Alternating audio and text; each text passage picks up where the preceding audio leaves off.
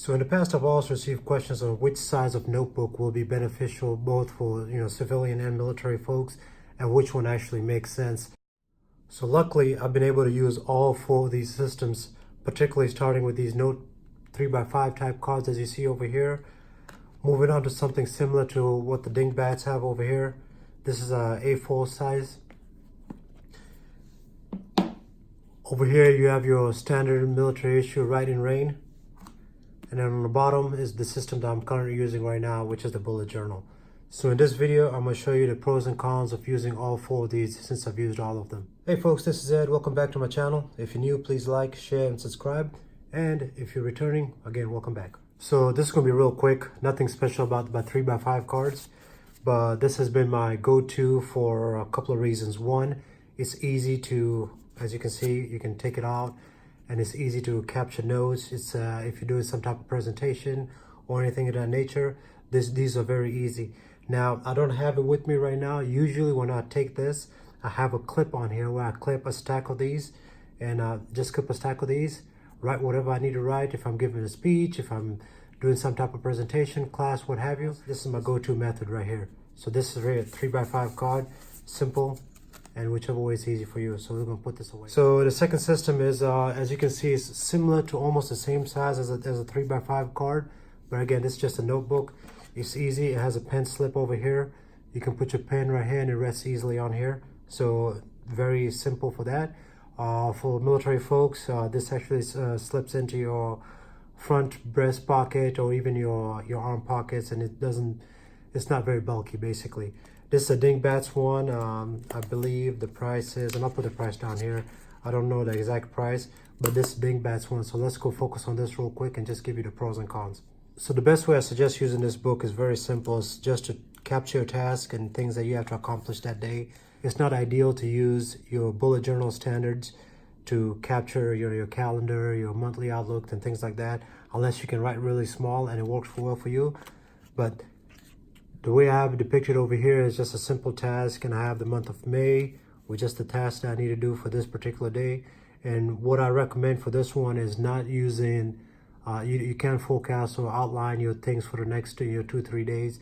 This is kind of like a day-to-day type deal. So you put the day to day, you write everything down that you need to do for the day, you knock it out, you close out, you start the next day. And that's the way I recommend. So what you see over here is just me templating. I tried using it for a couple of days. And just to show you how you can template, and you can have dedicated spaces to write your notes. So again, this is a Dingbats pocket notebook, and hopefully this helps out. All right, so the next notebook I'm gonna talk about is the one that I've used for about a couple of years when I was downrange. And this notebook comes in two different colors. As I mentioned, this is part of the Federal Supply System. The number and information will be on the bottom, so you can essentially get this to your supply chain for free. It comes in two different colors. One is green and this tan version. So again, this is unique because one, you can write in rain, and I'm not going to test it out. There's a couple of videos that actually talks about how you can write in rain with this book. But this particular one I want to show you is a way that you can use to standardize your notes. So diving straight into it, it has all your information and data over here, converting metrics, conversions over here. You have your name and information, unit information that you can put down here, which I used, and you have a contents. So right here, I'm going to show you a couple of ways on how you can actually capture your notes using this method. And the one thing I want to capture on here, this is not good for a long range calendar, i.e. you cannot forecast your entire year. Yes, you could do that, but it doesn't have a lot of pages, so you're going to run out of room. So what I recommend is you use this on a monthly basis. So over here, there's method number one that I used before. You capture your month. As you can see over here, I have my month of July and I have my key events. That's one way of doing it. And then over here, you can do your weekly spread, Monday all the way to Friday. And you can, and on the bottom over here, I have notes. So you can do Monday, Friday, all the way to Saturday and Sunday if needed. That's one way. And the second way, which I prefer this way, is once you have your page open, you start off with a month over here. So this will be July. You put July over here. You put the key events over here. You use this space as a notes or task for the entire month, the things that you need to do. And you can do dual columns over here. So that's one way of doing it. And then when you come to your second day, what you can do is you can do an ongoing journal, i.e. you capture Monday. Sometimes you don't have anything on Tuesday as depicted over here.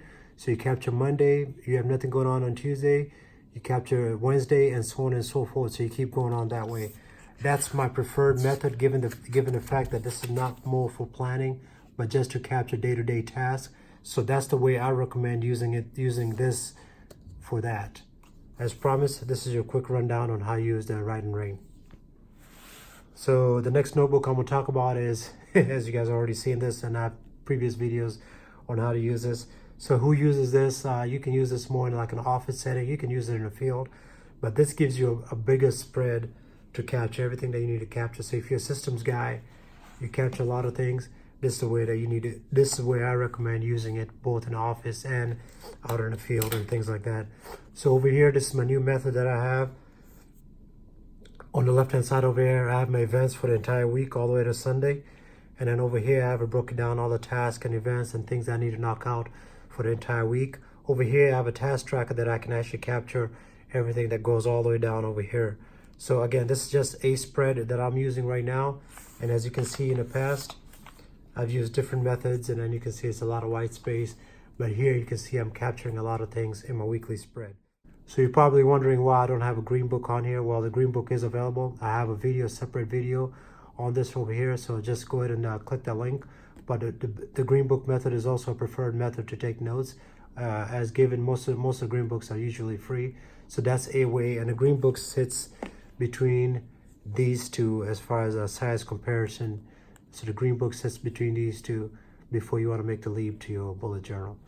Again, folks, there you have it. This is a quick rundown on effective ways of actually capturing notes in your organization. If you like what you see over here, please go ahead and like, share, and subscribe. And if you have any things that you want me to improve on or things that you want to see, please go ahead and put it in the comments below. I'll look forward to reading them. Again, thank you very much, and thanks for your time. This is Ed, out.